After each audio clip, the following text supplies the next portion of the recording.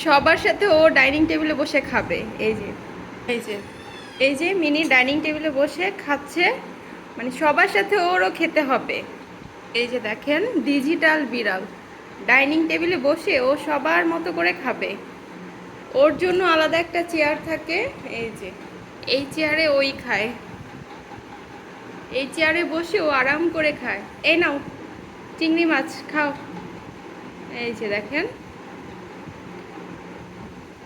কোথাও কি এরকম বিড়াল দেখেছেন কেউ? সবার সাথে ডাইনিং টেবিলে বসে ও খাবে। এই যে এটা ওর চেয়ার, এই চেয়ারটা ও দখল করে আছে। মিনি ম্যাও, মিনি চিংড়ি মাছ মজা। এই যে চিংড়ি মাছ কি মজা লাগে?